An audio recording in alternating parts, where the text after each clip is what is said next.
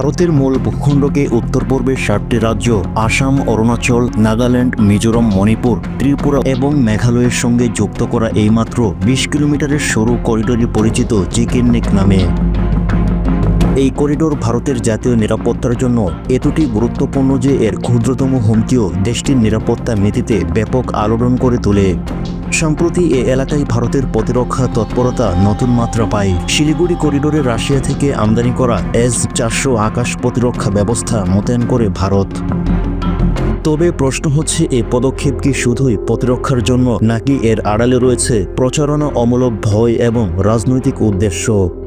ভারতের গদি ঘেঁষা লালমনিরহাটে বাংলাদেশের একটি সামরিক বিমান ঘাঁটি নির্মাণ ও চীনের কাছ থেকে 32টি JF-17 যুদ্ধবিমান কেনার সম্ভাব্য চুক্তি নিয়ে ভারতের গণমাধ্যমে চলছে ব্যাপক আলোচনা ও সমালোচনা। যদিও এসব তথ্যের নির্ভরযোগ্যতা নিয়ে প্রশ্ন থাকে, তবুও ভারতের নিরাপত্তা বিশ্লেষকরা আশঙ্কা করেন বাংলাদেশ চীন সম্পর্ক হয়তো বেল্ট অ্যান্ড রোড ইনিশিয়েটিভ এর সামরিক রূপ নিচ্ছে। এই পটভূমিতে ভারত শিলিগুড়িতে S-400 মোতায়েন ছাড়াও উত্তর পূর্বাঞ্চলের সড়ক, বিমান ঘাঁটি এবং নজরদারি পরিকাঠামো শক্তিশালী করে। 1962 সালে চীন ভারত যুদ্ধের পর থেকে শিলিগুড়ি করিডোর ভারতের কাছে একটি কৌশলগত দুঃস্বপ্ন। কারণ এই সরু করিডোরটি যদি কোনোভাবে অবরুদ্ধ হয়, তাহলে ভারতের উত্তর পূর্বাঞ্চল মূল ভূখণ্ড থেকে বিচ্ছিন্ন হয়ে পড়বে। বাংলাদেশ, নেপাল, ভুটান ও চীনের সীমান্ত ঘেঁষা এই অঞ্চলটাই ভারতের নিরাপত্তা নীতিতে সব সময় শীর্ষেই থাকে।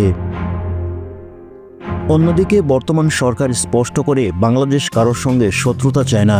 চীনের সঙ্গে সম্পর্ক উন্নয়ন হবে, কিন্তু ভারতের সঙ্গে ঐতিহাসিক ও ভৌগোলিক বন্ধন উপেক্ষা করা অসম্ভব। কিন্তু ভারতের এই অতিরিক্ত সতর্কতা ও গণমাধ্যমের অপপ্রচার বাংলাদেশের জনগণের মধ্যে অসন্তোষ ও অবিশ্বাস তৈরি করে। শিলিগুড়ি সড়কপথটি আজও নিঃশব্দে দাঁড়িয়ে আছে, তবে এই নীরবতার মধ্যেই লুকিয়ে রয়েছে দক্ষিণ এশিয়ার ভবিষ্যৎ ভূ রাজনীতির মোড়। ভারতের S-400, বাংলাদেশের বিমান ঘাঁটি, চীনের BRTI, সব মিলিয়ে এ যেন এক কৌশলগত দাবার ছক। এখন দেখার বিষয়, এ খেলায় পরিণতি হবে সহযোগিতা নাকি সংঘাত। ডেস্ক রিপোর্ট, সরেজমিন বার্তা।